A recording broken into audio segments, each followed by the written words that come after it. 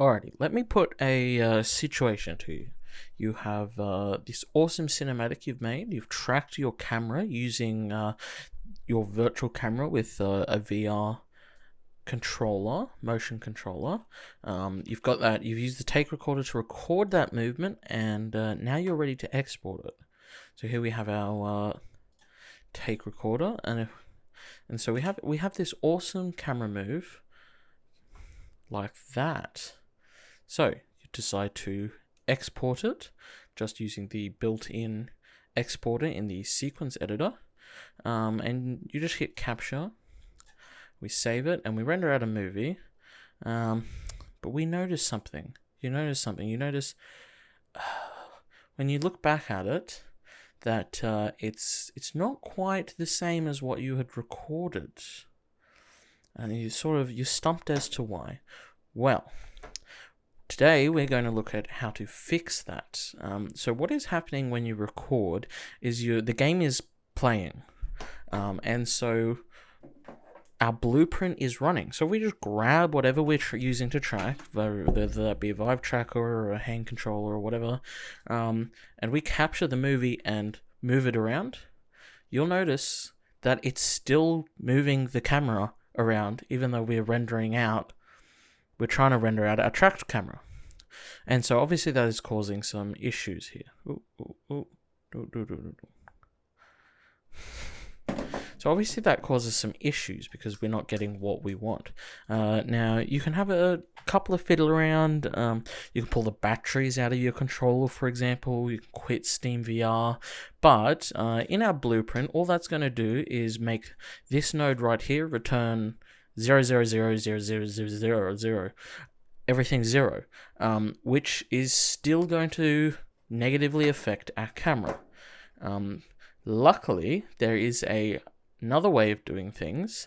What we're going to be using is the game mode, Unreal's game mode system, to figure out whether it is rendering or not, and if that is the case, then disable the inputs. And this is really easy to do.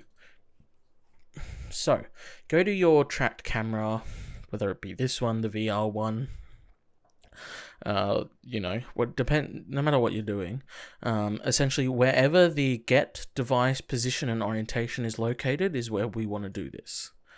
And so what we want to do is use the get game mode. Game mode. Here it is, get game mode node, like that. And so this is going to return whatever game mode we're on. So by default, if you look in your world settings, the game mode is going to be none. We don't have a game mode set. And that is just fine for what we're normally doing. Alrighty, so what we want to do is we want to come off of our game mode, and this will return a game mode object, and we just want to turn that into a string. So if we just type toString, that'll then turn this into just sort of a lump of text. And we're going to drag off that string, and we're going to type equals. And so we want to see if whatever this is equal to what we want it to be. And so we're just going to use one of the built-in game modes Unreal comes with. There's nothing actually in this game mode. We're just using sort of its name, and that's going to be the movie pipeline game mode. So in the bottom of the equals here, you have to type that exactly as it appears in there. So movie pipeline game mode, like so. Whoa. Like that.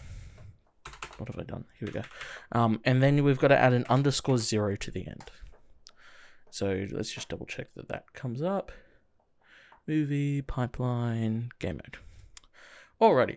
So now what we're going to do is we're going to get the current game mode, and if that current game mode happens to be this movie pipeline game mode, then we are going to return a true. If not, we're going to return a false.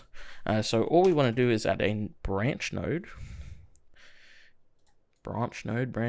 here we go, and plug that into our event tick and plug this into its condition.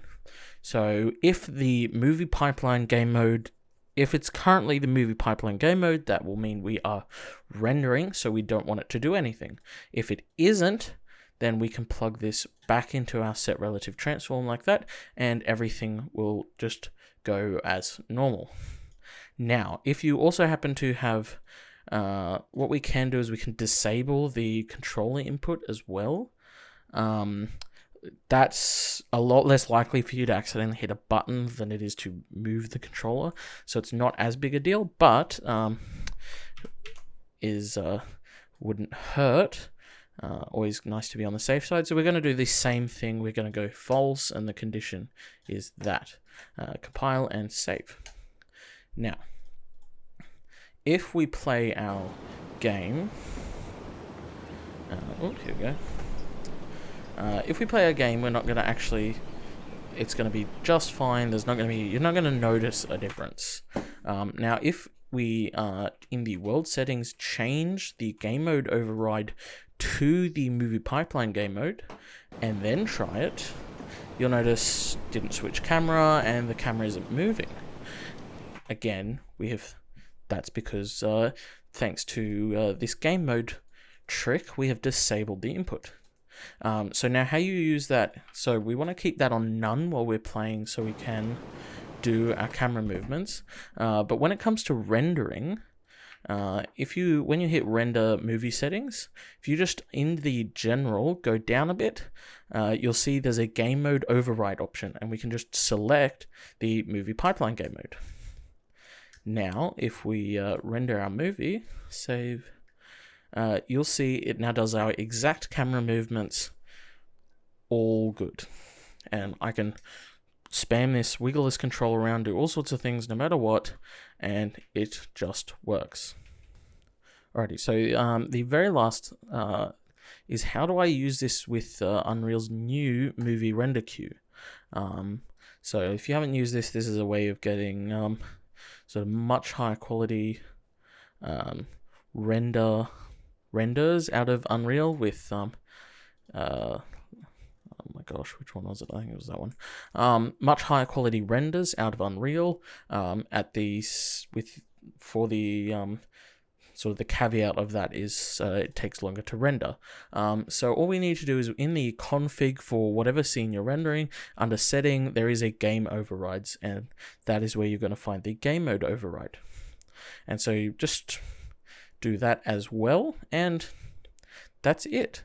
So that save it, and then we can render it, and it'll work perfectly no matter what.